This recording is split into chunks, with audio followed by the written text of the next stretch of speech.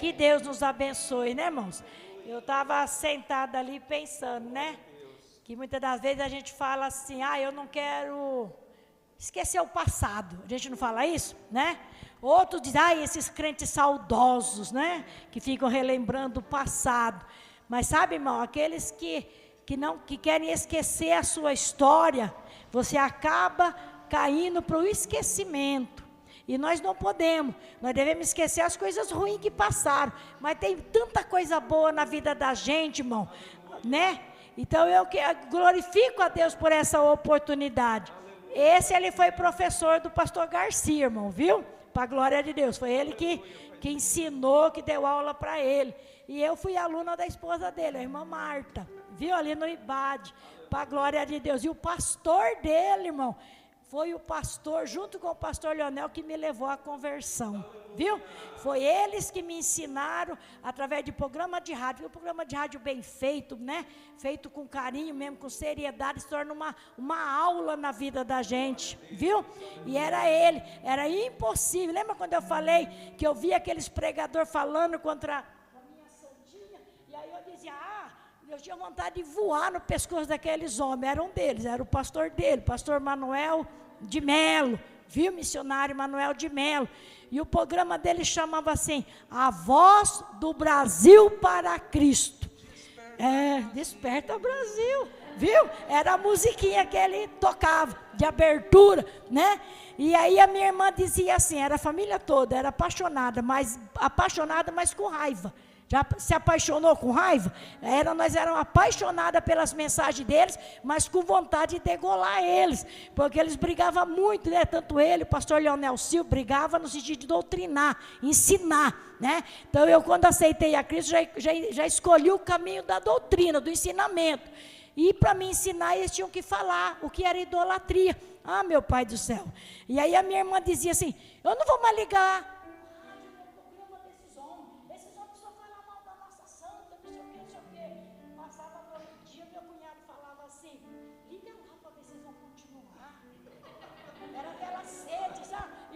continuava de novo, né? Então são histórias lindas, irmão, que marcaram a nossa vida. E é bom ele saber disso, irmão, que talvez alguém conte para ele e ele não saiba, né? A história maravilhosa que o missionário Manuel de Melo, juntamente com o pastor Leonel Silva, Joá Caetano e pastor Bernard Johnson, Gesiel Gomes, fizeram no Brasil de um canto para o outro, irmão, viu? Ameaçados de morte. Ele foi preso, né? 23 vezes ele foi preso, irmão. Pastor Leonel foi preso. Pediram a cabeça do pastor dele, Dom Evaristo Arnos, ali em São Paulo, na Praça da Sé. Pediram a cabeça dele, porque ele pregava muito contra idolatria. Então, nessa noite é um privilégio, irmão. E eu quero que você, nessa noite, irmão, saboreie. Aprenda, irmão. Não aprenda a ir pelo caminho da facilidade, não. O evangelho fácil, não. Escolha, irmão, a sã doutrina. A sã doutrina vai contradizer tudo o que você pensa. Ela vai desnudar você. Eu sempre falo que a verdade, ela nos desnuda e ainda levamos tapa para aprender, tomar vergonha, tomar jeito, né? Então, nessa noite, em nome de Jesus, é um privilégio. Vamos orar por esse varão? Vamos? Ele já está pronto para trazer a palavra, mas é muito bom, muito importante. E hoje eu estou aqui com saudade dos meus que já foram, né? Porque a gente aprendeu com eles. Ele morreu muito cedo, pastor Manuel de Melo, ficou o pastor Leonel Silva. E eu estava dizendo para ele que quando o pastor Manuel de Melo morreu, o meu pastor Leonel Silva, disse assim, e agora, por que eu vou brigar? Porque eles brigavam muito divergiam muito dentro da palavra. E aquilo edificava, irmão, e era impossível as multidões não ir para ouvir aqueles homens falar. E pregar na Praça da Sé, irmão, bem de frente com a catedral, era pedir para morrer, mas eles iam, né? E depois o pastor Manuel de Melo lançou um desafio, vamos rumo à Aparecida, vamos fazer cruzada lá. Você pode imaginar como é que foi? Irmão, foi almas e almas se convertendo, se rendendo ao Senhor, viu? Então é isso que Deus quer. Deus procura em nós, para que nós guarde o que nós aprendemos. Um dia vocês vão estar falando do pastor Hamilton, vocês vão estar falando do nosso presbítero, vocês vão estar falando do cooperador César, tá? Vocês vão estar falando aqui na frente. Então que Deus possa abençoar. Vamos orar por este varão. Aleluia. Querido Deus, é um prazer, uma alegria imensa poder nesta noite, meu Deus, orar por este amigo, meu Deus, que o Senhor trouxe, meu Pai, para junto nos alegrar e mostrar, meu Deus, que vale a pena permanecer firme nos seus caminhos, meu Deus. Hoje sinto saudade, meu Pai, dos nossos irmãos, mas nos alegramos sabendo que a nossa hora também se aproxima, querido Deus.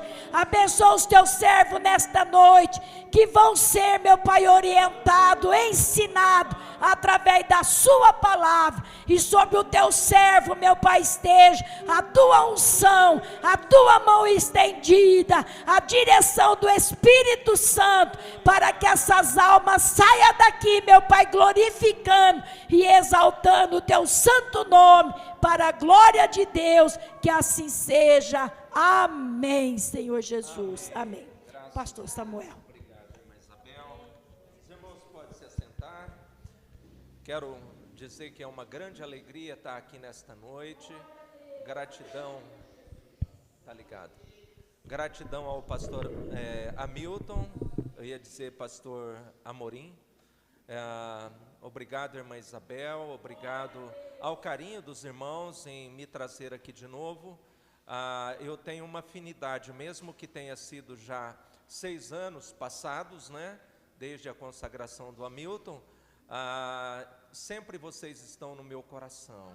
E esse vínculo histórico, isso é uma coisa assim muito importante.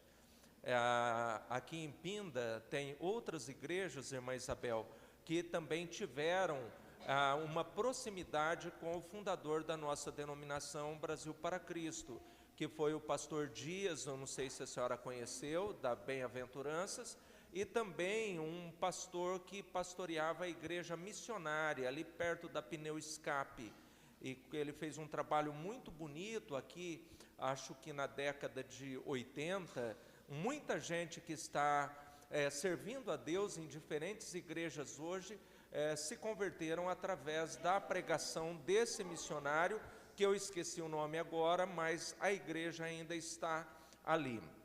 Irmãos, é muito bom relembrar um pouco a nossa história.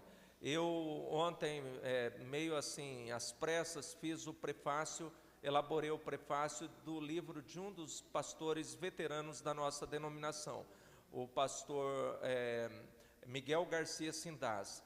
E aí ele quis que eu colocasse informações, 84 anos, convertido em 1958. E ele queria que eu fizesse o prefácio, eu prefaciasse o livro dele. E aí ele passou algumas informações para que eu colocasse naquele prefácio. O prefácio ali, aquelas primeiras páginas ali do livro, né, que a gente dá uma ideia geral sobre o livro. E ele colocou que ele foi batizado por um pastor, um missionário que trouxe a Igreja do Evangelho Quadrangular para o Brasil, Harold Williams. Não sei se a senhora conheceu esse nome, foi um ex-cineasta de Hollywood, inclusive era lá daquela região, daquela cidade, inclusive, né? Los Angeles, né? Hollywood? Los Angeles. E ele se converteu, deixou, ele fazia filmes de faroeste, veio para o Brasil e trabalhou com tendas. Às vezes a gente vê hoje tudo assim arrumadinho, as igrejas todas definidas, e a gente não sabe o que veio para trás. Antes que tivesse asfalto em todas as ruas, né? Tudo bem arrumadinho, tal. As pessoas, os pioneiros, irmãos, eu fiquei tão feliz em ver alguns dados relacionados com a história do pastor Miguel Garcia Sindaz, que foi batizado em 58, daí um pouco começou a trabalhar com o missionário Manuel de Melo, e até hoje ele faz parte da estrutura administrativa da nossa denominação. Então é muito prazeroso estar aqui com vocês, irmãos, prazeroso por conta desse vínculo histórico que nós temos. Um pouco antes do pastor Dias, da Bem-aventuranças, falecer, ele tinha falado comigo: eu quero que você venha pregar aqui, porque lá em São Paulo ele era Brasil para Cristo, mas vindo para cá, ele abriu a igreja Bem-aventuranças. Bom, nosso assunto é outro, né? Então vamos ao que nos interessa, né? Fiquei sabendo que vocês vão começar uma nova série de estudos. Eu vi a revista aí, é sua? Pode pegá-la aqui para mim? Vocês estarão estudando sobre ética cristã, o comportamento do cristão, né? Vocês têm já esse material da Cristã Evangélica, uma editora muito séria. Nós usamos durante muitos anos o material da Cristã Evangélica. Ela tem um diferencial, além de ter a cara dos autores lá, ela não é feita para 3 meses, ela é feita para um quadrimestre, 4 meses, né? Ela tem 17 lições, enquanto as outras têm 13. E nós usamos durante muito tempo esse material lá na nossa igreja. E esse é um material muito bom. Sempre que eu vou em São José dos Campos, eu visito a editora. Outro dia eu estava lá no Hospital Regional em São José dos Campos, fica bem pertinho. Eu fui lá visitar o pessoal, inclusive o pessoal dessa editora já veio na nossa igreja dar um curso assim, de treinamento para os professores de escola dominical. Foi um momento muito, muito bom.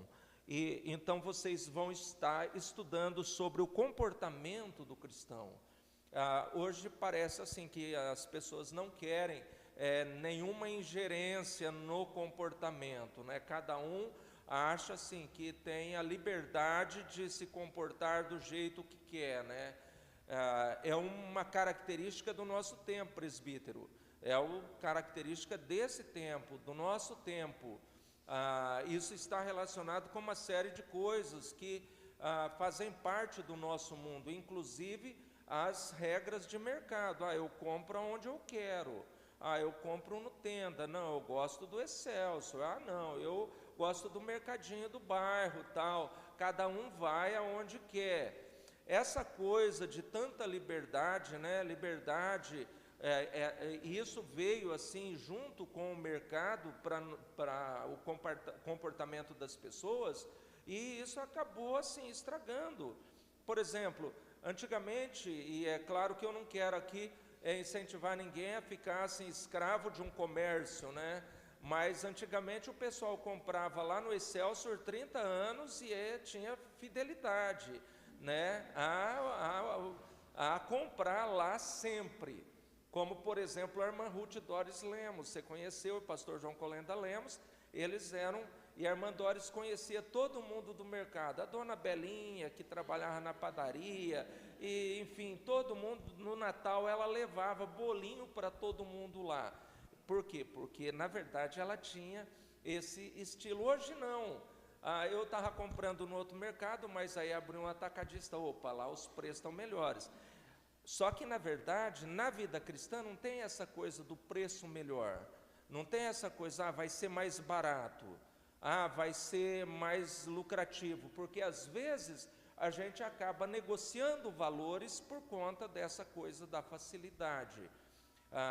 É tanto que um dos assuntos da questão da ética cristã é exatamente, e está aqui, vocês vão estudar, sobre a questão do adultério, que é o 7º mandamento do decálogo, né, dos 10 mandamentos. O 7º é sobre a questão da sacralidade do casamento. Como se troca tanto de casamento hoje? A igreja, ela não perde para o mundo, a igreja está indo no mesmo batidão. Isso é um dado assustador, irmãos. É um dado assustador, porque, na verdade, o índice de divórcios dentro da igreja é semelhante ao índice de divórcios fora da igreja. Por quê? Porque todo mundo acaba sendo influenciado por todas as ideias que estão vigentes no nosso mundo, na nossa sociedade.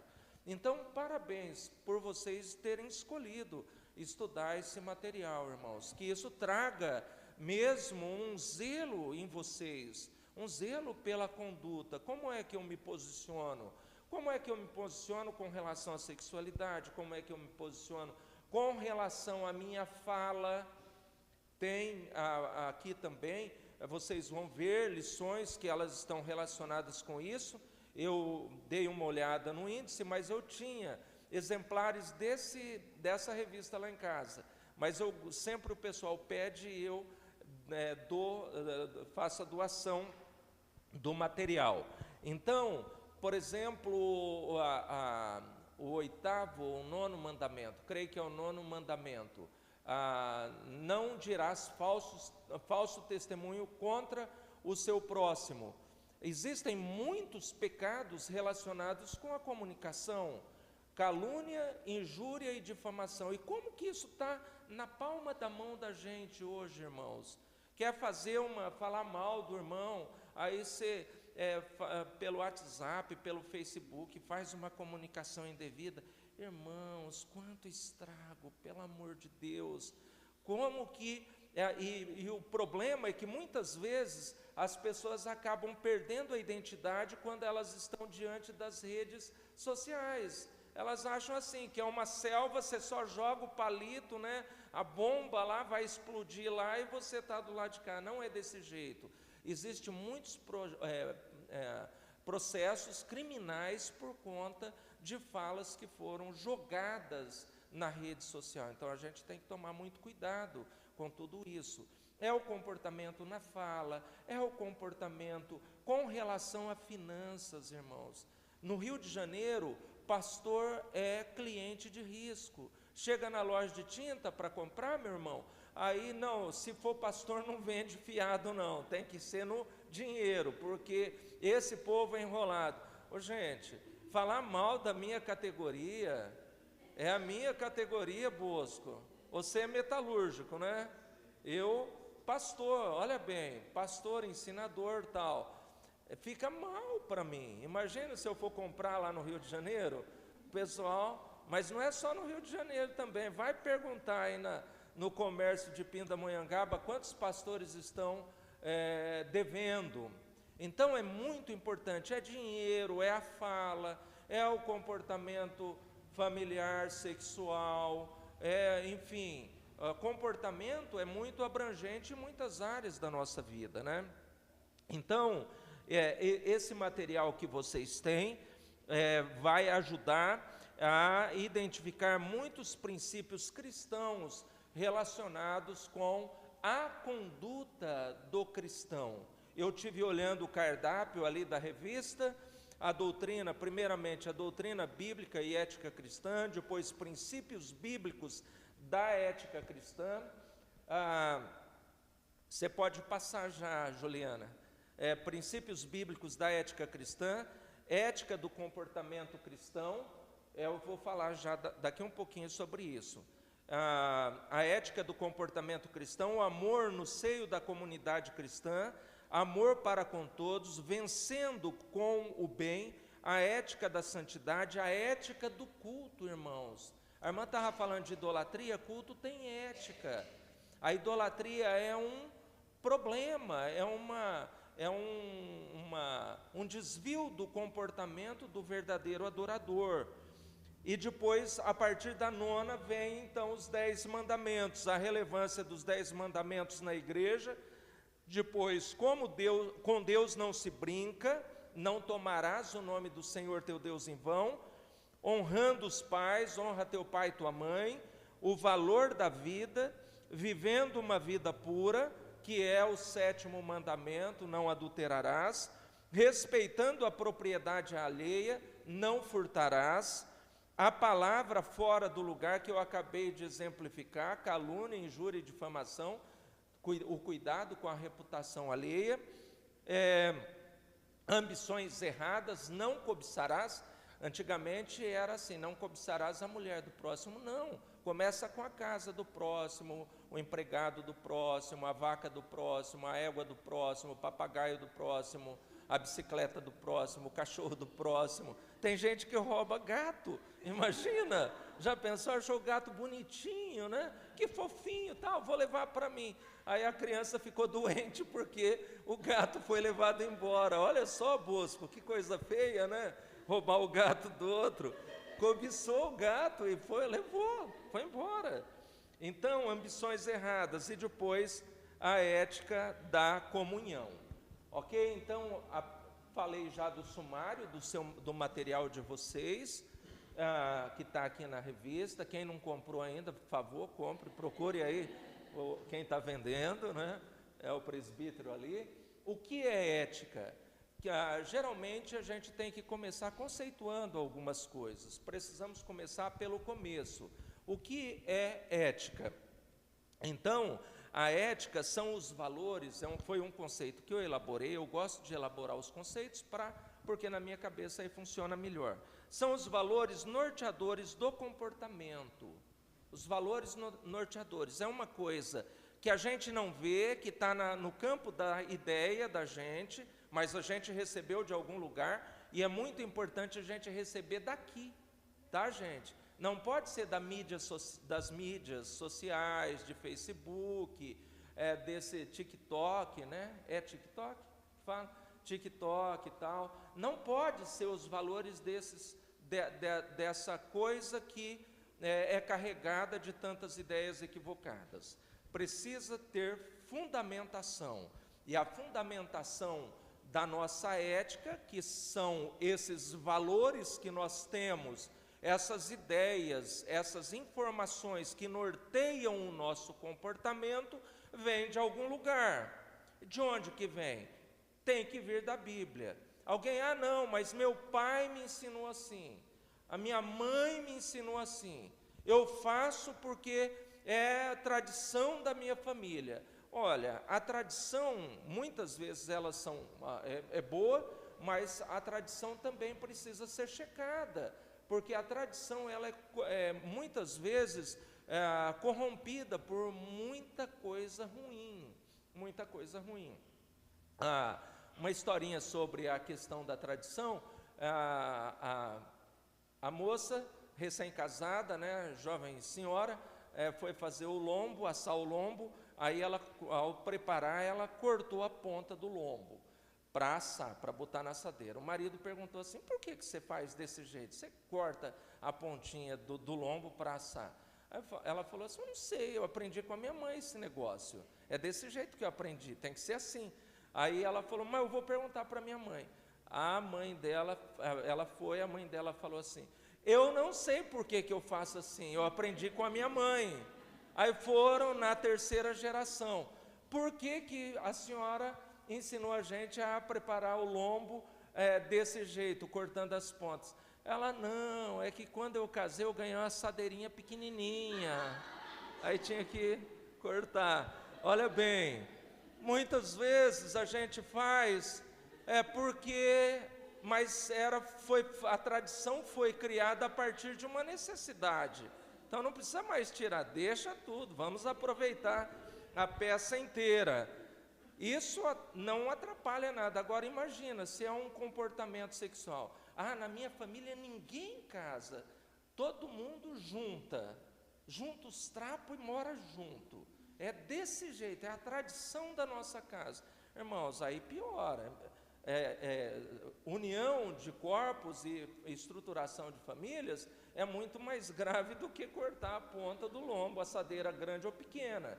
Então, a ética são esses valores, essas ideias que nós recebemos de algum lugar, e aí a gente tem que se preocupar com as fontes. De onde é que vem a informação, né? Coloquei aqui a teoria cristã da prática conduta do cristão. Existe uma teoria, existe uma teoria cristã que conduz à prática cristã, que leva à prática cristã. Alguém diz: não, isso é muita teoria. Eu não estou dizendo de discurso, toda prática tem uma teoria. Por que vocês usam os grupos cantam aqui na frente, todos os grupos cantam? Tem uma teoria por trás disso. Não, nós precisamos privilegiar toda a congregação no momento da adoração. É uma teoria, tem uma prática, um comportamento que está vinculado a uma teoria. Ninguém é só prática. Não, esse negócio de teoria, tal, isso não presta. Todo mundo tem teoria. Existe teoria do casamento, existe teoria do trabalho, existe teoria para ser vizinho, tem teoria. Tá, gente? Então, teoria é o que dá o teor, né, da conduta. A teoria é um conjunto de elementos que dá o teor, que dá o tom da nossa conduta, ok? E aí eu estava lembrando que a Bíblia é um livro cheio de teoria, de teoria, né, relacionada com a questão da ética. Se a gente pega, por exemplo, os 5 primeiros livros da Bíblia, dentro de uma classificação feita pelos estudiosos, é chamado Pentateuco, ou os livros da lei, Gênesis, Êxodo, Levítico, Números e Deuteronômio. Esses 5 livros são considerados lei. Quando se fala de lei, se fala de ética, se fala de comportamento. Olha, quem tem um decreto de lei em Pindamonhangaba que se passar no anel viário acima de 50, e o Eduardo disse que ele até marcou lá, segurar nos 50, acima dos 50 vai ser multado. É uma lei, veja bem. Então, agora a Bíblia ela tem muitos preceitos, muitos mandamentos. Não só os 10 mandamentos que estão em Êxodo capítulo 20, mas muitos desdobramentos. Por exemplo, tem uma lei no Antigo Testamento que diz que não podia arar a terra no atrelamento de um boi com um jumento. Olha bem, imagina, está lá escrito. Mas por que a Bíblia está preocupada com o agricultor? A Bíblia ela tem preocupação com a nossa vida na totalidade. Não pense vocês que a vida do cristão é só o momento que vocês ficam aqui no templo. Não, lá trabalhando, Deus está preocupado. Estudando, Deus está preocupado. Vizinhando, né? Convivendo com os vizinhos, Deus está preocupado. Eu morei numa casa e antes de mim tinha morado um crente lá. Aí a gente chegou, aquele povo bronqueado e tal, e aí tempos depois ela veio falar com a gente: olha, vocês são diferentes, né? Mas quem morou aí antes era muito terrível, era um homem briguento. Os brinquedos das crianças iam para lá e ele devolvia, jogava assim com raiva e ficava gritando ainda. Imagina, gente, que coisa feia, né? Então, existem, né? A Bíblia ela é cheia de princípios, de mandamentos, de ética. A lei, por exemplo, que eu estava mencionando, de não arar. Lei, por exemplo, que orientava os agricultores a deixar uma beirada da colheita sem colher para atender os pobres e os necessitados. A lei que não podia misturar semente. Não, vou fazer um canteirão aqui, não importa, eu achei um monte de pacotinho aqui de semente, almeirão, alface, rúcula, não sei o que, rabanete, eu boto tudo assim. Não podia, tinha que ser cada coisa na sua especificidade.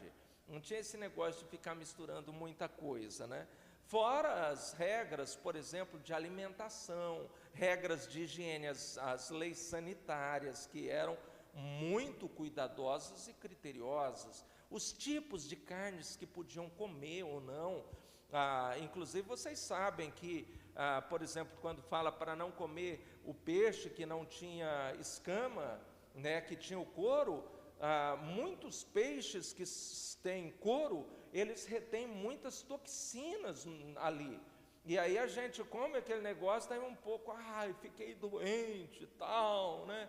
E não sei o que, não posso ir para o culto, não posso ir trabalhar, porque deu um desarranjo intestinal, e aí eu estou assim, estou todo fragilizado, tal, tenho que ir no médico.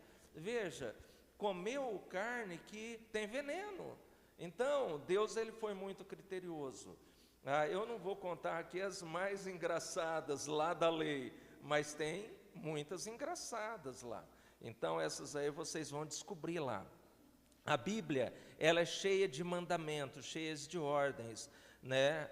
Tem o Pentateuco, tem os 10 mandamentos, que está tanto no livro do Êxodo, quanto em Deuteronômio, que é considerado, a palavra Deuteronômio significa segunda lei, que seria uma síntese daquele conjunto de leis que tinha sido colocado anteriormente, para atender a nova geração, aquela que ia entrar na terra. Aqueles meninos, adolescentes, como esse povo que cantou aqui, essas crianças bonitas que cantaram aqui, elas cresceram no deserto, né?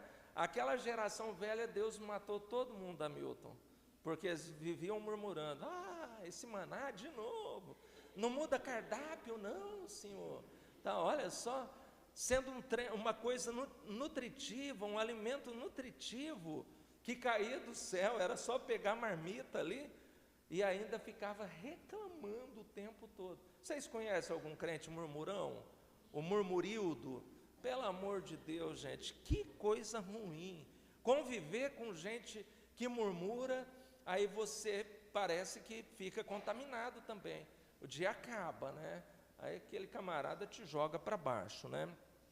E aí, além desse também nós temos, por exemplo, os provérbios, né? Que são palavras, são frases de sabedoria, mas tem muita ética. Olha, não anda com a mulher adúltera. Olha, o preguiçoso, não sei o que, não sei o que. O fulano, enfim, são tantos comportamentos, né, equivocados, né, ali, e que acaba, né, ou era uma preocupação do escritor, para que o discípulo, né, o filho, que ele chamava de filho ali, não fosse contaminado com aqueles procedimentos errados, né? São 31 capítulos em Provérbios. Se a gente ler um capítulo por dia e falar assim, eu vou viver desse jeito, a gente vai viver uma vida muito boa, gente. Sabia disso? Vai viver uma vida muito correta, muito boa, porque ali tem alinhamento muito, muito precioso. Além disso, também os profetas, né, eles procuram fazer um resgate dos valores éticos.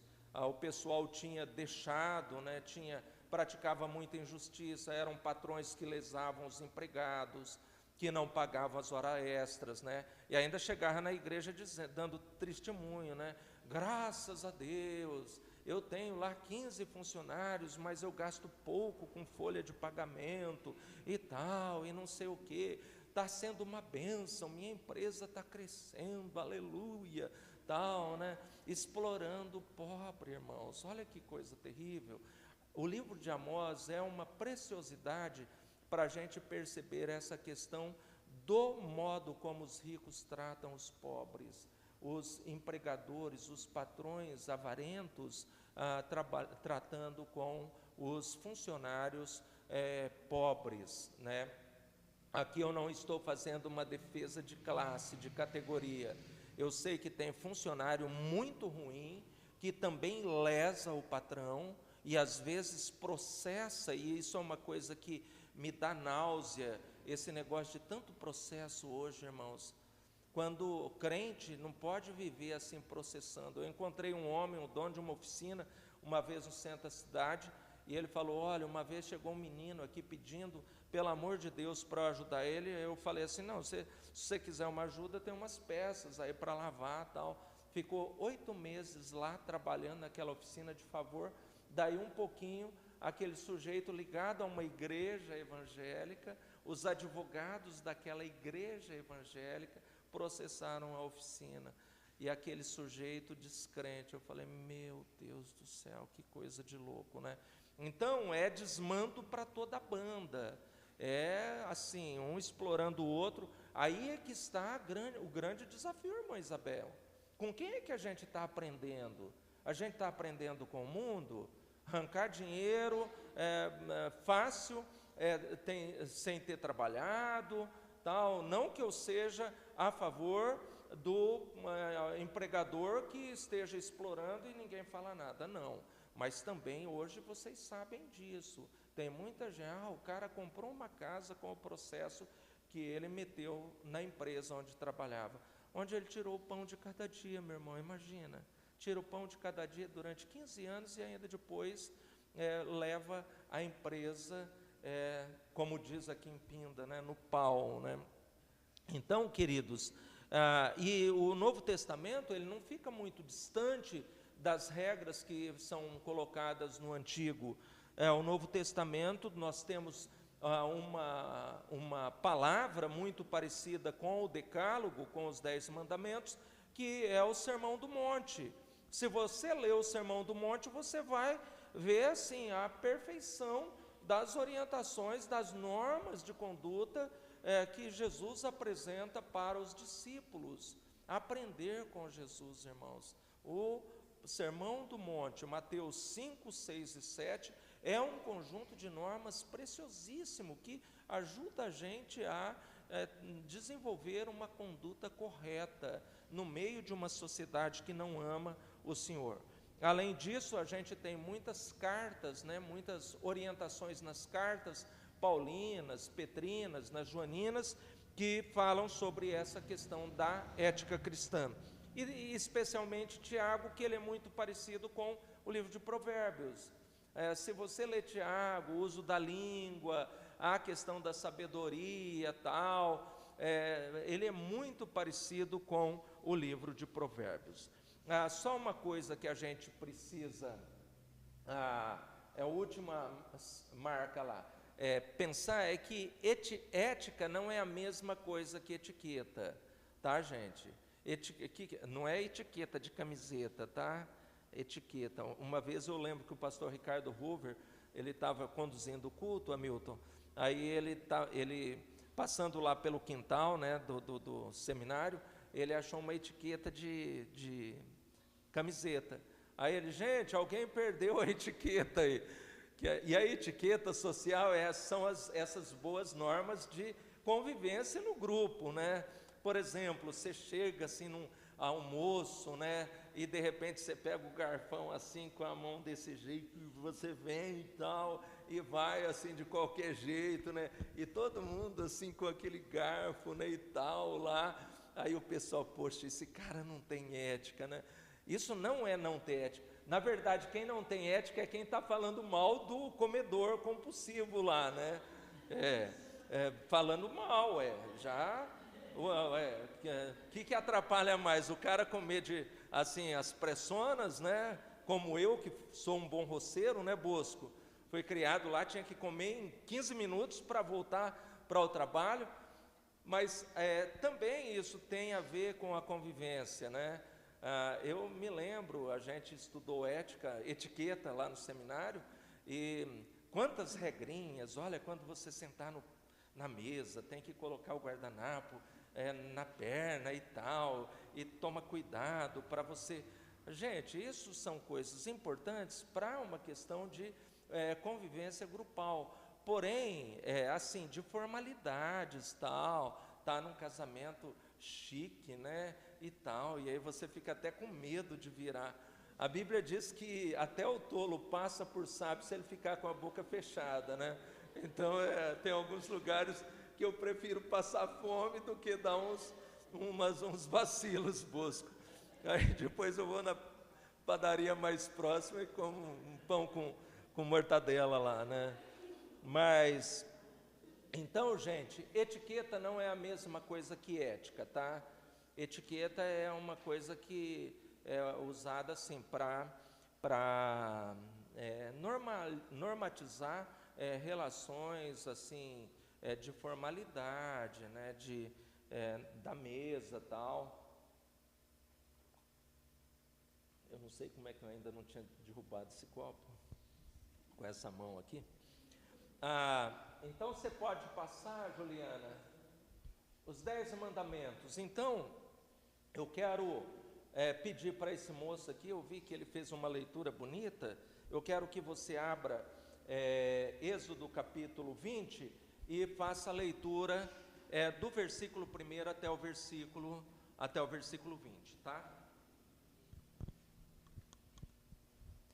Então falou Deus todas as palavras: Eu sou o Senhor, o teu Deus, que te tirei da terra do Egito, da casa da servidão. Não terás outros deuses diante de mim. Não farás para ti imagem de escultura, nem semelhança alguma do que há nos céus, na terra ou nas águas debaixo da terra. Não te encurvarás a elas, nem as servirás, pois eu, o Senhor, o teu Deus, sou Deus zeloso, que visita a maldade dos filhos até a terceira e quarta geração daqueles que me odeiam. Mas faço misericórdia até 1000 gerações daqueles que me amam e guardam os meus mandamentos. Não tomarás o nome do Senhor, o teu Deus, em vão, pois o Senhor não terá por inocente o que tomar o seu nome em vão. Lembra-te do dia de sábado, para o santificar. 6 dias trabalharás, e neles farás toda a tua obra. Mas o 7º dia é o sábado do Senhor, o teu Deus, e não farás nenhum trabalho, nem tu, nem teu filho, nem a tua filha, nem o teu escravo, nem a tua escrava, nem o teu animal, nem o estrangeiro que está dentro das tuas portas. Pois em 6 dias fez o Senhor os céus e a terra, o mar e tudo que neles há, mas no 7º dia descansou. Por isso abençoou o Senhor o dia de sábado e o santificou. Honra o teu pai e a tua mãe, para que te prolongue os teus dias na terra, que o Senhor, o teu Deus, te dá. Não matarás, não adulterarás, não furtarás, não dirás falso testemunho contra o teu próximo, não cobiçarás a casa do teu próximo, não cobiçarás a mulher do teu próximo, nem o teu escravo, nem a sua escrava, nem o seu boi, nem o seu jumento, nem coisa alguma do teu próximo. Quando o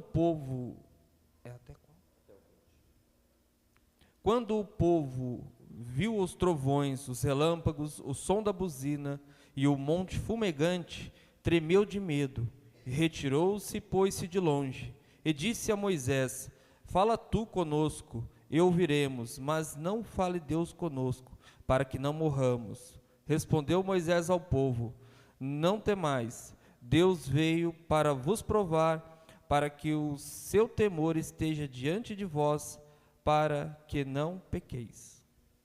Refaça a leitura dos 2 primeiros versículos, por favor. Então falou Deus todas estas palavras: eu sou o Senhor, o teu Deus, que te tirei da terra do Egito, da casa da servidão. Amém. Obrigado, querido. Irmãos, a primeira coisa que eu gosto de observar aqui nesse texto é exatamente esse aspecto, que a questão da nossa conduta está relacionada com aquilo que Deus está fazendo na nossa vida. Não adianta nada a gente querer pegar um pecador que não conheceu, que não confessou Cristo como Senhor, e tentar arrumá-lo, tentar dar um trato nele e falar: agora você tem que caminhar nessa direção. A ética, os valores, eles só são significativos na medida que a gente tem experiência com Cristo. Os mandamentos, aqui, de acordo com a leitura que foi procedida, esses valores, essas orientações foram dadas para um grupo de pessoas que tinha saído do Egito. Eles eram escravos, agora eles são livres. Eles estavam no Egito, agora eles estão a caminho de Canaã, irmãos. Aleluia! O cristão também é assim. Por que é que a gente tem que ter modos diferentes? Por que é que a gente tem que lidar com dinheiro diferente? Por que é que a gente tem que lidar com casamento diferente, com WhatsApp diferente? Porque, na verdade, um plano, um projeto está acontecendo na nossa vida, irmãos. Aleluia! Aleluia! Jesus nos tirou, Jesus nos libertou. Aquela gente tinha grandes dificuldades, porque eles passaram muitos anos repetindo as ações dos egípcios. Eles gostavam de cebolas, mas não era só cebola não, gente. Gostava de repolho. gostava de alho, repolho, cebola, pepino. Olha bem, quando eles comiam o maná ali, eles ficavam, mas lá a gente tinha pepino. E era um baita de um pepino para Deus resolver, né? A situação desse povo, né? Então, gente, agora no deserto, na peregrinação, eles precisavam ser tratados daquelas ideias que eles assimilaram no Egito. No Egito. Aí, a irmã Isabel, naquela linguagem mais antiga nossa, né, década de 60, 70 e 80, Egito era o mundo. Deus me tirou do Egito, tal, né? Tinha até hino do Luiz de Carvalho, né? Do Egito escravo fui. Sim, sim, ó sim, né? Então, veja bem, a experiência de Israel com a lei não começou ali em Êxodo capítulo 20. Começou quando eles receberam a libertação do Egito. E a igreja, por que é que a igreja precisa aprender a ética da Bíblia para ter um comportamento correto? Porque cada crente foi liberto do mundo, irmãos. Liberto. Jesus disse em João capítulo 17 que nós estamos no mundo, mas que nós não somos do mundo. A gente está aqui, irmãos, e temos uma missão para cumprir aqui onde estamos, né? Então, quando a gente olha essa alfabetização da alma que Deus estava dando, né? Deus está alfabetizando a alma daquela gente. Por quê? Porque eles eram ignorantes, eles não conheciam Deus, não conheciam o Senhor, não conheciam as regras do reino de Deus. E aí Deus agora, através de Moisés, que foi um professorzão, estava ali trabalhando e tentando ensinar aquele povo. E esse conjunto de leis está dentro de duas dimensões. Do versículo 1, do primeiro mandamento ao quarto mandamento, primeiro, não terás outros deuses diante de mim. Segundo, não farás para ti imagem de escultura, nem a elas se curvarás. Terceiro, não tomarás o nome do Senhor teu Deus em vão. E quarto, guardarás o dia sétimo para santificá-lo. Esses 4 mandamentos, eles são as ordenanças que sustentam, os verticais, que sustentam o relacionamento nosso com o nosso Deus, irmãos, com o nosso Deus. Daqui um pouco eu vou mostrar os princípios, o que tem em cada um desses mandamentos, que na verdade vocês vão aprofundar na medida que vocês estudarem a lição, tá? Então, esses 4 primeiros mandamentos, eles dizem desse relacionamento, tá? Dessa estaca vertical que tem que estar sustentada, fincada, para se relacionar corretamente com Deus. Mas tem do 5º até o 10º mandamentos que são a base, a barra horizontal. Então olha como se forma a cruz. Tem uma coluna e essa coluna sustenta uma barra horizontal.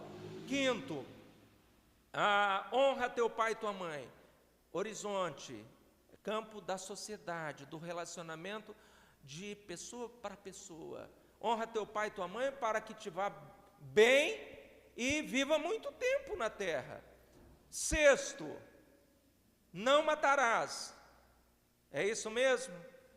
7º, não vai matar quem? É aqui, nessa direção aqui. Você não dá tiro para matar anjo. Aqui o pessoal mata aqui no horizontal, né? É no vizinho, é no cachorro, tal. É na horizontal. Não matarás. 7º, não adulterarás. Está aqui nessa dimensão. 8º, não roubarás ou não furtarás. Tem uma distinção aí. Se você vai na delegacia e falar, furtaram, roubaram, parece que o roubo é com mão armada, né? E o furto não. deixou a bicicleta perto do mercadinho ali, a hora que você pagou as contas lá, a bicicleta tinha sido arrebatada, né? Então é complicado. Esse foi o furto. Agora, quando você é abordado, né, com a arma ali, aí é roubo. Tá. Acontece nessa dimensão, não roubarás, não dirás falso testemunho, 9, aquele negócio de WhatsApp, Facebook, calúnia, injúria e difamação, e depois não cobiçarás, que é uma situação relacionada com as ambições nossas, né? É muito importante a gente decorar isso, irmãos. É muito importante, decora os 10 mandamentos. Não é pecado, Antigo Testamento. O velho já passou, é caducou. Não, gente, toda a Bíblia é palavra de Deus. Antigo e Novo Testamento. Não tem esse negócio, já está vencido.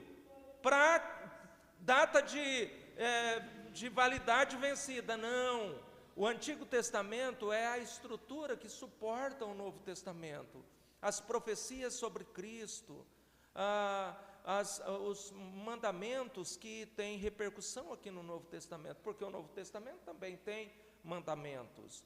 Por exemplo, Paulo fala assim, que não mintais uns aos outros, né? Não irriteis uns aos outros. Isso são mandamentos, né? Então, queridos, essa é a questão que a gente precisa, passa de novo, Juliana, precisa pensar sobre os testamentos. A gente precisa harmonizar isso. Mas por que a Bíblia diz, por que Paulo é tão duro quando ele fala da lei? Ele diz em Gálatas 4:4, aqueles que querem se justificar pela lei, da graça tendes caído. Olha bem, gente, que lei é essa? Será que é a lei de Deus, que são princípios normativos para a nossa conduta? Não estão superados aqueles mandamentos. As orientações que Deus deu, elas continuam no seu princípio, ainda importantes para nós, irmãos. O que Paulo estava censurando, tanto em Gálatas quanto em Romanos, era aquela conduta legalista dos judeus, de muito rigor. Fez assim, você devia, para vir no culto, você devia ter lavado a mão. Entrou na igreja de mão suja, vai passar Covid para os outros. Olha só, era desse jeito, irmãos. Os judeus terríveis, aquela galera que Jesus sempre estava, que eles sempre estavam no encalce de Jesus, era assim. Mas que coisa feia, curou no sábado, tal. Gente, era terrível. Então, aquele zelo, Jesus disse que eles tinham invalidado os mandamentos de Deus pela tradição. Então, o que é lei de acordo com o que o apóstolo Paulo fala? Que na verdade tinha sido superado, ou que era um entrave para o relacionamento com Deus? Era exatamente o legalismo. E isso às vezes acontece em igreja evangélica. Às vezes acontece. Eu me lembro quando era criança, quanto rigor se tinha. E era mais com as mulheres, meu irmão. Pegava mais no pé das mulheres. Não azucrinava a cabeça dos homens. Pegava na mão das irmãzinhas. Não pode usar presilha. E cinto então, gente, pelo amor de Deus, quanto problema. Aí a irmãzinha, uma vez, a minha prima era de uma igreja muito rigorosa, aí ela tinha que ir lá na frente, inclusive, confessar o pecado dela. Irmãos, eu cortei a franja, né? Eu quero pedir perdão para Deus e para a igreja me perdoa, amém e tal. Aí depois eu perguntei assim para ela, mas e aí, como que foi essa experiência? Você pediu perdão de verdade? Não, é porque a igreja manda eu fazer assim. Olha só, irmãos, pedido de perdão sem convicção, tal. Então, irmãos, era muito legalismo, muito legalismo. O meu legalismo, ele é terrível, porque ele abre um precedente para a gente julgar as pessoas. E a Bíblia diz que nós não fomos nomeados para ser juiz dos nossos irmãos. Nós precisamos ser cooperadores, ajudadores dos nossos irmãos, promotores do bem alheio, irmãos. Esse é o espírito da lei e vocês vão estudar isso exaustivamente. Então, eu já expliquei ali. E Tito 2, 11 a 13 diz, porque a graça de Deus se há manifestado, trazendo salvação a todos os homens, ensinando-os que, renegada as paixões deste mundo, vivamos sóbria, justa e piedosamente, aguardando a mais bem-aventurada esperança e o retorno do Senhor Jesus. A graça salva e a graça educa. Então, ética tem a ver com essa educação, pastor Hamilton, que Deus dá para a gente.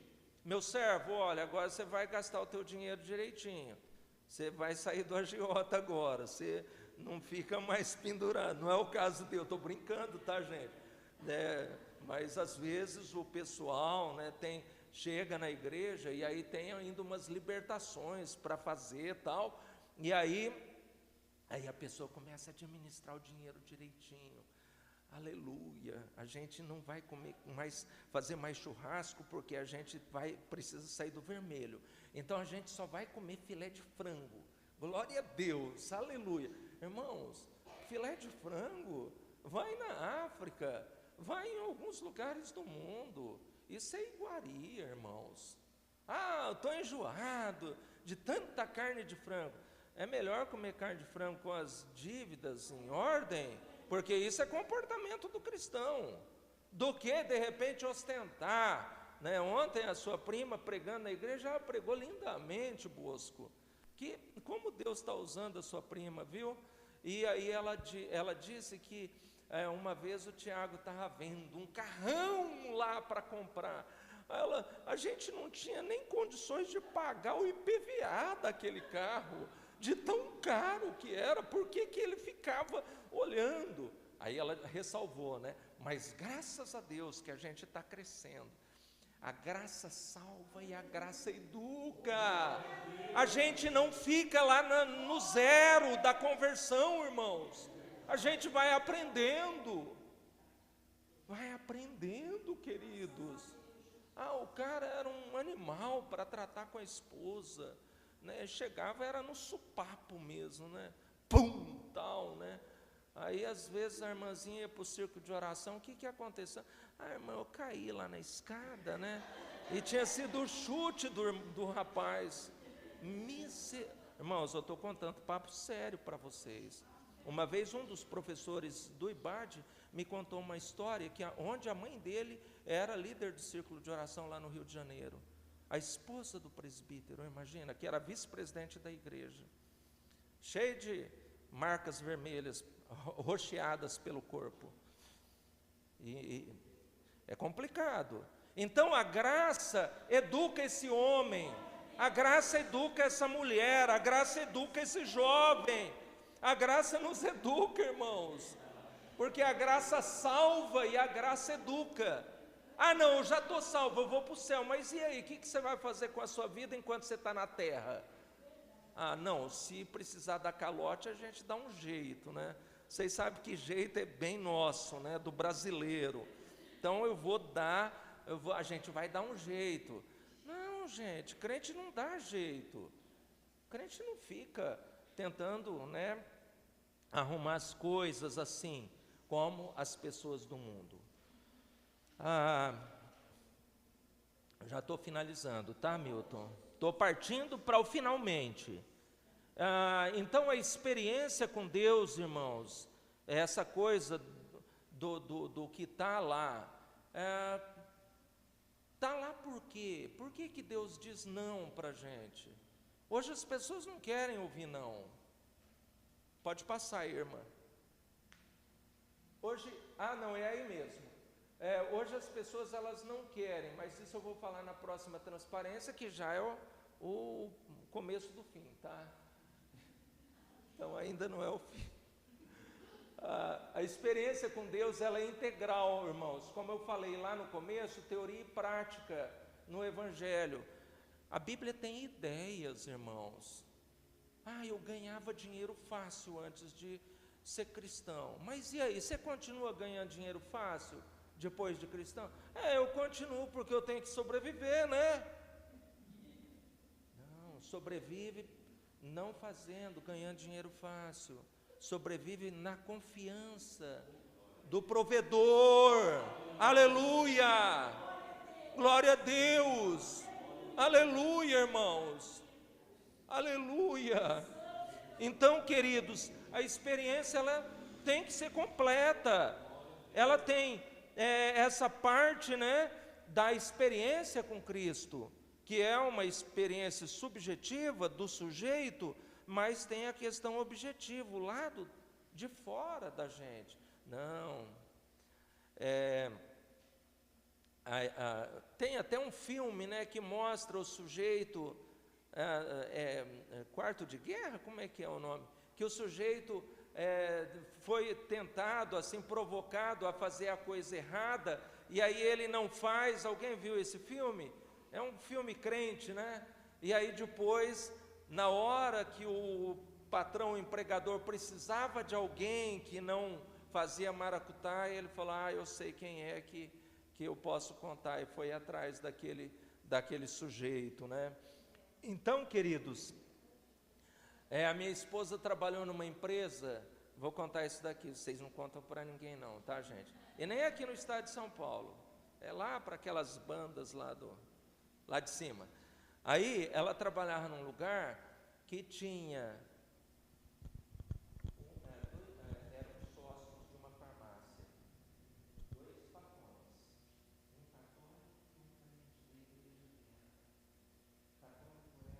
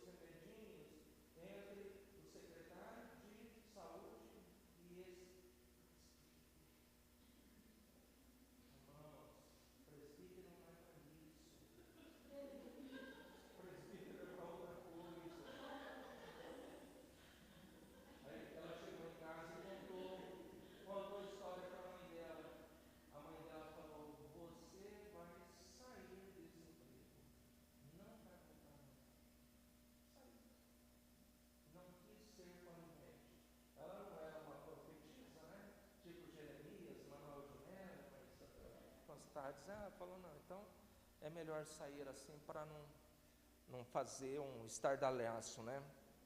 Então, queridos, existe uma parte subjetiva ligado ao nosso interior e uma parte objetiva.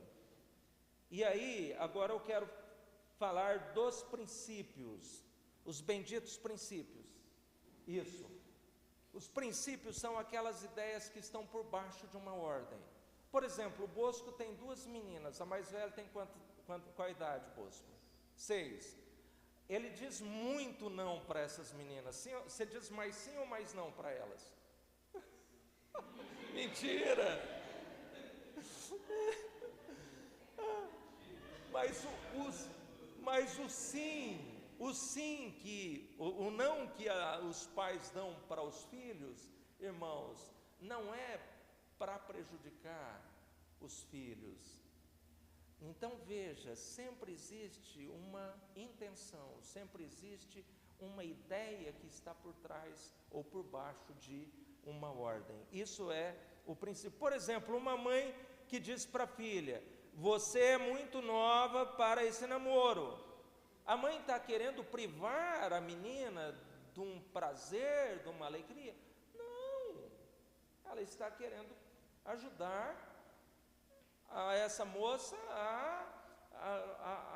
a ter uma história correta, uma história bem realizada. O pai que diz para o filho: esse rapaz não é uma boa companhia para você, porque pai tem faro, pai sabe, o pastor Colenda dizia, pai sabe o mato que o filho lenha. A gente é mais vivido, a gente sabe um pouquinho mais, talvez não com toda a desenvoltura das gerações mais novas, mas a gente já tem uma certa tarimba, e é muito importante os filhos perceberem a orientação dos pais, irmãos. Então, queridos, os nãos de Deus, eles são muito importantes para a nossa vida, muito importante. Não adulterarás. Gente, que transtorno quando acontece um adultério. Que transtorno para a vida do adolescente que fica no meio do fogo cruzado de um divórcio. E aí é o pai que fala mal da mãe, a mãe que fala mal do pai. Aí homem não presta, aí mulher não presta. Como fica a cabeça dessa criança, irmãos? Faz ou não faz sentido os nãos que Deus diz para nós, irmãos? Faz muito, muito sentido. Os nãos de Deus, eles são muito importantes, porque Deus sabe que nós agimos como crianças. Criança, às vezes, quer botar a mão no fogo. Criança, como que criança tem uma inclinação, crianças novinhas, né, de 1 ano e meio, 2 anos, estão ali engatinhando tal, querer botar o dedo no buraquinho da tomada, desse jeito, irmãos. Aí a mãe vem, tira, daí um pouco a criança vai lá de novo, né, tal, e está lá pertinho dos 2 furos. Por quê, gente? A mãe, não faça isso. O não é para que a criança não leve um choque, não morra. Dependendo do choque, pode matar uma criança, né? Então nós precisamos aprender a fazer a leitura correta sobre os nãos de Deus e entender suas benditas intenções quando faz qualquer tipo de proibição para os seus filhos, porque Deus é o nosso Pai. Romanos fala isso, que Deus nos trata como filhos. Hebreus fala isso. As crianças de Deus precisam aprender, irmãos. Quem é criança de Deus aqui? Eu sou. Aleluia. Aleluia. Eu quero aprender, irmãos. Eu estou com quase 60. Eu estou aprendendo algumas coisas agora, infelizmente. Se eu tivesse aprendido mais cedo, talvez eu não teria ficado doente com a burnout, ô Bosco. Eu fiquei muito doente, irmãos. A burnout é uma doença que te joga para o chão, te consome. E eu fiquei muito mal mesmo, mas muita atividade. Eu esqueci do sábado. Olha bem, ele leu do sábado. Aí todo mundo, mas e aí, como é que vai ser esse negócio? A gente vai ter que virar adventista, tal? Não, irmãos. Sabe o que significa sábado? O sábado é uma alternância entre trabalho, o princípio do sábado, uma alternância de trabalho e descanso, uma alternância de rotina nossa com o tempo para Deus. O que anda acontecendo nos nossos dias hoje? Eu trabalho de segunda a sábado, então domingo é o dia da família. Aí na hora do culto, o pessoal zanzando no shopping. Graças a Deus vocês moram bem longe do shopping, né? Pessoal, veja bem, gente. Então olha, depois não bota isso na mídia não, hein, por favor. Essa não pode ir, porque eu estou muito à vontade com vocês aqui, tá, gente? Estou muito à vontade. Já está indo?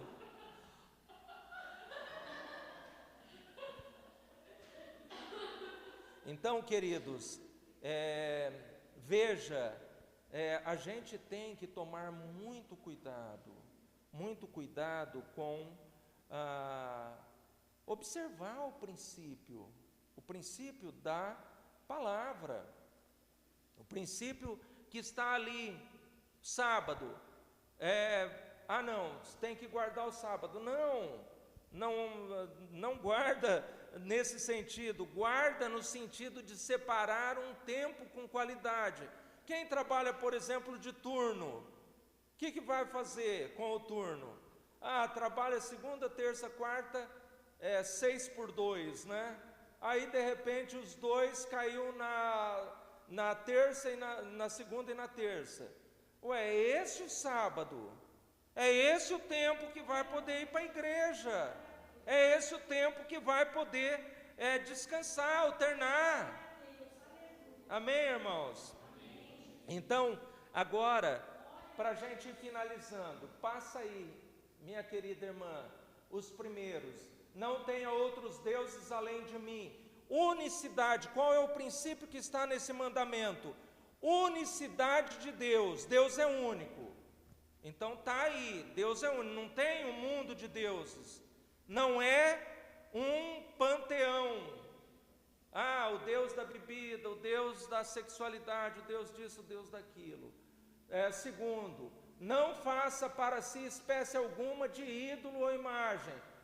A sacralidade do culto, o culto não pode ser feito diante de objetos. A gente fala com Deus, serve a Deus em espírito e em verdade.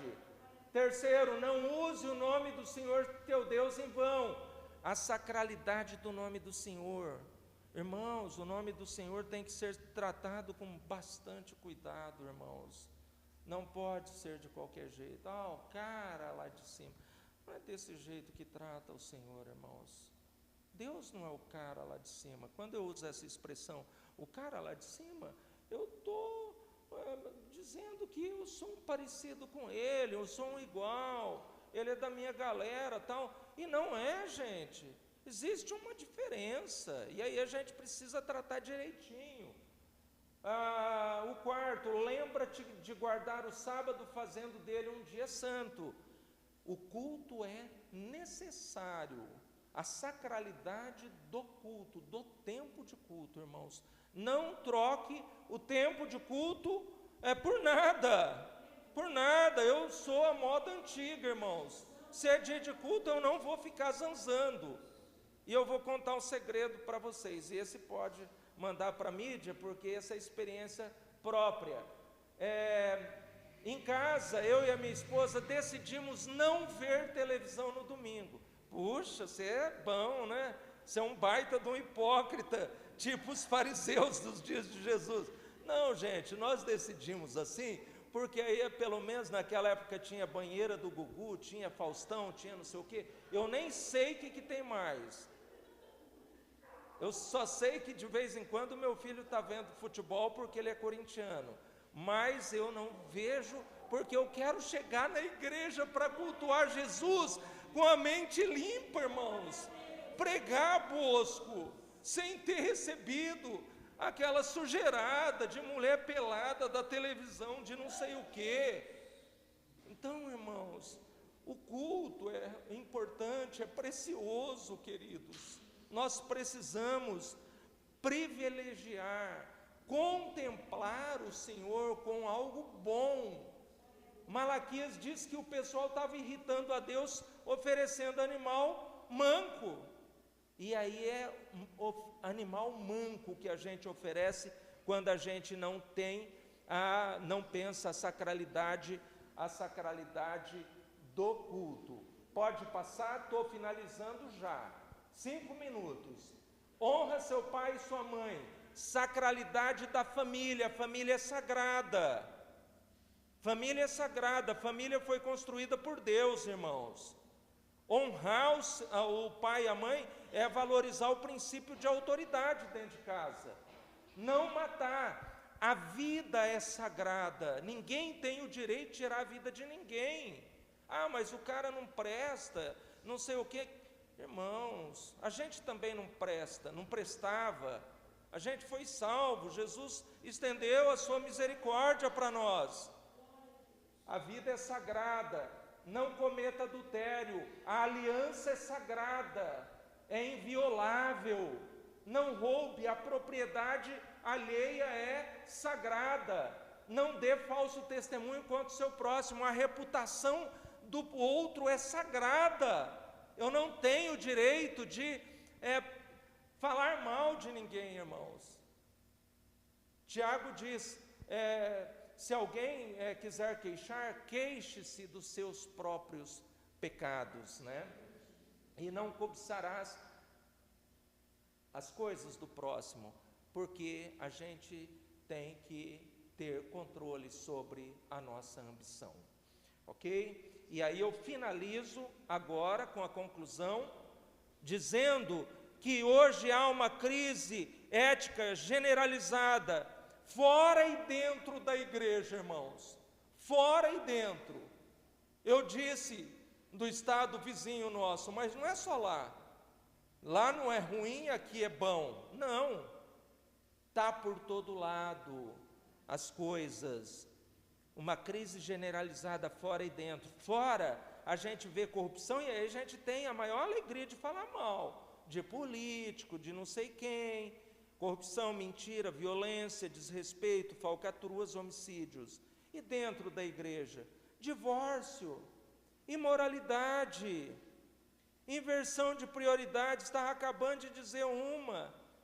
O culto está rolando, pastor pregando, e o irmão lá chupando sorvete com a filha. Mas família é sagrada, o senhor não acabou de dizer.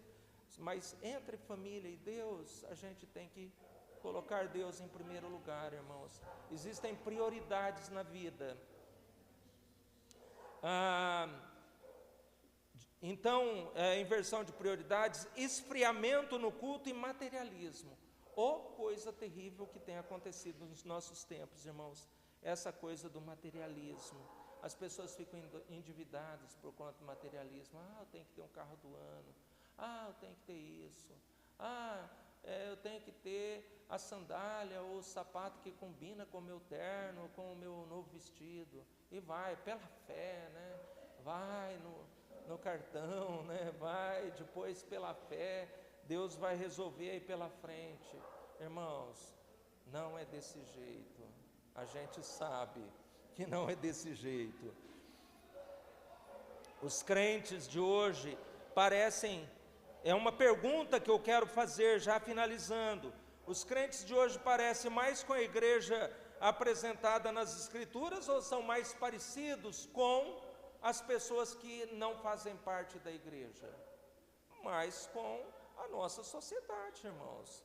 E aí eu não estou dizendo de usos e costumes, que marcou as gerações anteriores de evangélicos nesse país, mas na honestidade. Quer uma moça para trabalhar no caixa que seja honesta, que não vai tirar dinheiro, subtrair? Vai lá na igreja. Quer alguém para lidar com a sua casa, para limpar e não vai mexer no porta-joias? Vai lá na igreja. Irmãos, antigamente o pessoal ia na igreja procurar funcionárias. Eu não sei como é que está hoje, né? Eu não estou acompanhando bem o mercado de trabalho, mas a gente precisava ser referência, irmãos. Mateus 5:13-16, Jesus disse que nós somos o sal da terra e a luz do mundo. Sal e luz, a gente dá tempero e a gente ilumina. Romanos 12:1-2, rogo-vos, pois, irmãos, pela compaixão de Deus, que apresenteis os vossos corpos em sacrifício vivo, santo e agradável, que é o vosso culto racional. Não vos conformeis com este mundo, mas transformai-vos pela renovação do vosso entendimento. Por que o entendimento? Porque aqui estão os valores que norteiam o nosso procedimento. Conformar, tomar a forma do mundo. Essa não é a proposta de Jesus para nós, meus queridos. A proposta de Jesus para nós é que a gente se transforme. Conformar, tomar a forma do mundo. Transformar, mudar de forma. Os ex-escravos do Egito tinham que mudar de forma da cabeça, sair do pepino e ir para o maná do Senhor, para a graça do Senhor. 1 João 2, 15 a 17, que diz: não ameis o mundo, nem o que no mundo há, porque se alguém ama o mundo, o amor do Pai não está nele. E o mundo passa e a sua cobiça, mas aquele que faz a vontade de Deus permanece para sempre. Aleluia! Então, queridos, que Deus use, que Deus abençoe esta igreja, que a gente saia melhor, que a gente tenha a alegria de encontrar com Jesus, o nosso Senhor, e chegar com as nossas vestes limpas, lavadas no sangue do Cordeiro, irmãos. Que Deus nos ajude. Pai, nós queremos louvar o Teu nome por esta igreja, Senhor. Queremos pedir que o Senhor abençoe o pastor Hamilton, sua esposa, a missionária Isabel, todos os trabalhadores desta igreja, Senhor, que sejam cheios do Senhor, cheios da Tua presença, que a Tua palavra, querido Deus, possa ser, Senhor Deus, aqui acolhida no coração e que possa produzir muitos bons resultados, Senhor. Que esta igreja seja missionária, que esta igreja seja sal e luz, que essa igreja seja, ó Deus, um reflexo da Tua glória aqui neste bairro, aqui nesta cidade, Senhor. Abençoe os casais, abençoe as crianças, os jovens, Pai bendito, Pai santo, abençoe as finanças, abençoe o Teu povo de uma forma geral. Ó Deus bendito, Deus fiel, fica com todos nós. É assim que nós oramos, no nome precioso de Jesus. Amém.